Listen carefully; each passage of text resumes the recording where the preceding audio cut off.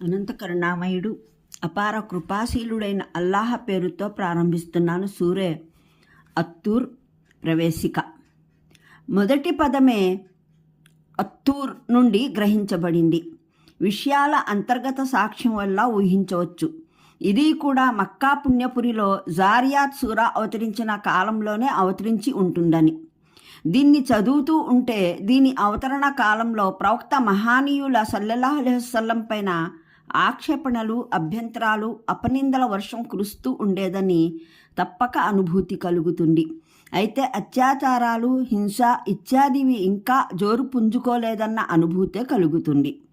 దీని తొలి రుకులోని విషయం పరలోకం జారియాత్ సూరాలో అది సంభవం అనడానికి, అది తప్పనిసరి అనడానికి, అది జరుగుతుందని అనడానికి ఆధారాలు, నిదర్శనాలు చూపబడ్డాయి.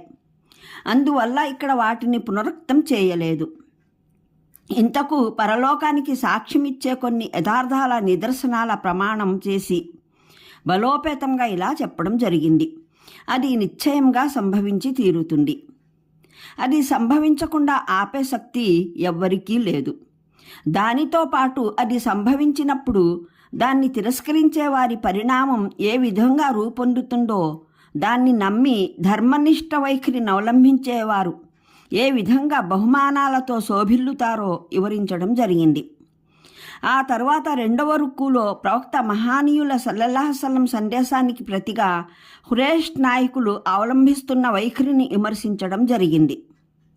వారు ఆయన్ని ఒకప్పుడు జ్యోతిష్కుడని, మరొకప్పుడు మతిభ్రమించిన వ్యక్తి అని, ఇంకొకప్పుడు కవి అని సామాన్య ప్రజల్ని ఆయనకు వ్యతిరేకంగా పెడదారిన పడివేస్తూ ఉండేవారు. తద్వారా ఆయన సల్లల్లాహు అలైహి వసల్లం అందజేస్తున్న సందేశం పట్ల గంభీరంగా ఆసక్తి కనబరచకుండా ఉండాలని కోరుకునేవారు. వారు ఆయన ఉనికిని తమ కొరకు అకస్మాత్తుగా దాపురించిన పీడగా భావించేవారు.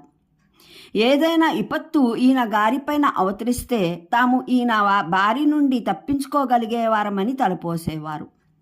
వారు ఆయన పైన నిందలు మోపేవారు.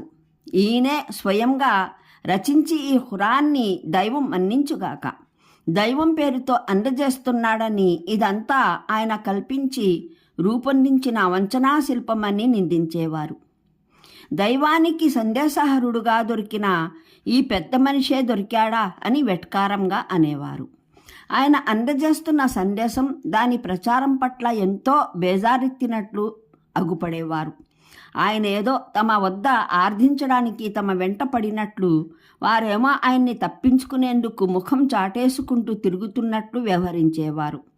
వారు పరస్పరం కలుసుకుని మూకుమ్మడిగా ఆలోచించేవారు ఆయనకు ప్రతిగా ఎటువంటి ఎత్తుగడ వేయాలని.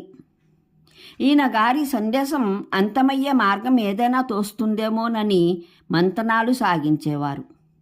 ఇదంతా చేస్తూ వారికి తమను గురించి ఎటువంటి స్పృహ కూడా కలగదు.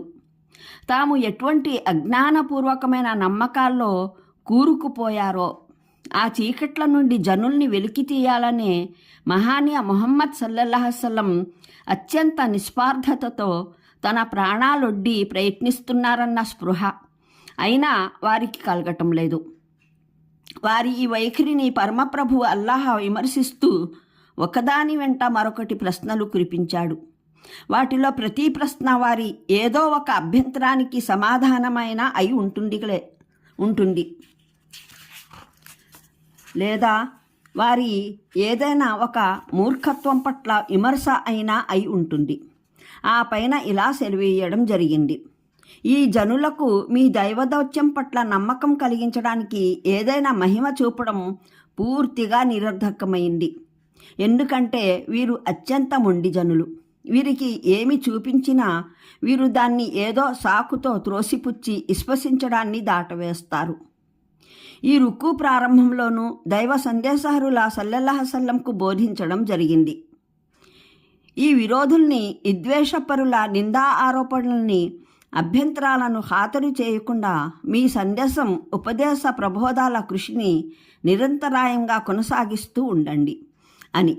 మరి చివరిలోనూ తాకీదు చేయడం జరిగింది: సహనంతో వీరి ప్రతిఘటనల్ని ఎదిరిస్తూ ఉండండి. కడకు పరమప్రభు అల్లాహ్ తీర్పు జరుగుతుంది అని. దీనితో పాటు ఆయనకు అభయము చేకూర్చబడింది. మీ ప్రభువు మిమ్మల్ని సత్య విరోధులకు ప్రతిగా నిలబెట్టి ఇట్టే వదిలిపెట్టలేదు. ఆయన మిమ్మల్ని అనునిత్యం కనిపెట్టుకునే ఉన్నాడు.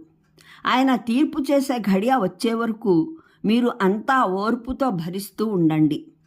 తమ ప్రభు స్తోత్రం పరిశుద్ధతల్ని కొనియాడుతూ తద్వారా ఎటువంటి పరిస్థితుల్లో దైవకార్యం నిర్వహించేందుకు అవసరమయ్యే శక్తిని గ్రహిస్తూ ఉండండి అని ఓదార్చడం జరిగింది.